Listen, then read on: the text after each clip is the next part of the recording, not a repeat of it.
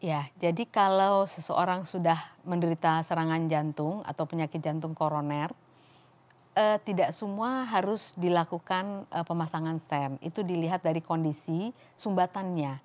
Jadi kalau misalnya, pasien terkena serangan jantung, kemudian kita lakukan angiografi koroner atau kateterisasi, kalau memang sumbatannya itu istilah kita bermakna atau signifikan, biasanya batasannya rata-rata 60-70% sumbatan, itu memang harus dilakukan pemasangan stent.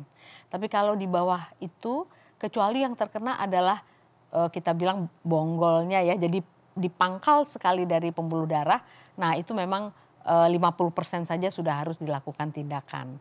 Tapi kalau, sumbatannya tidak signifikan, tidak bermakna 50%, 40%, itu obat-obatan saja yang agresif, jadi belum perlu dilakukan pemasangan stent.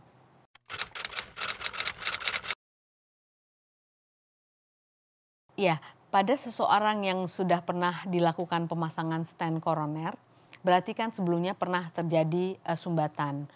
Nah, pada, orang-orang, seperti itu, berarti ada faktor risiko yang harus diatasi dengan semaksimal mungkin.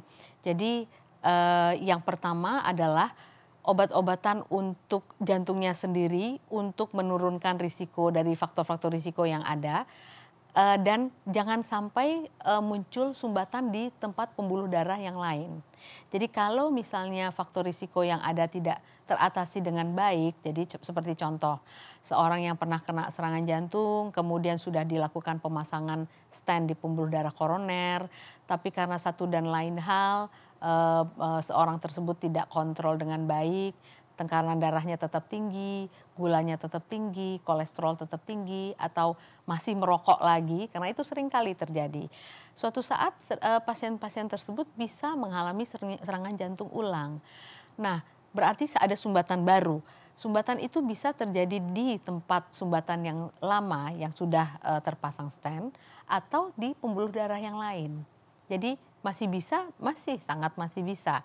Jadi, pada orang-orang yang sudah pernah kena serangan, sudah pernah dilakukan pemasangan stent, mereka harus betul-betul mungkin mengubah lifestyle-nya, dengan healthy lifestyle seluruhnya ya, makanan, merokok dihentikan, olahraga dan lain sebagainya, dan mengendalikan faktor-faktor risiko yang ada. Jadi kolesterol harus turun, kemudian, gulanya harus terkendali kalau ada diabetes, tekanan darah juga harus terkendali dengan baik, supaya tidak ada serangan ulang, tidak ada sumbatan di pembuluh darah, yang lain.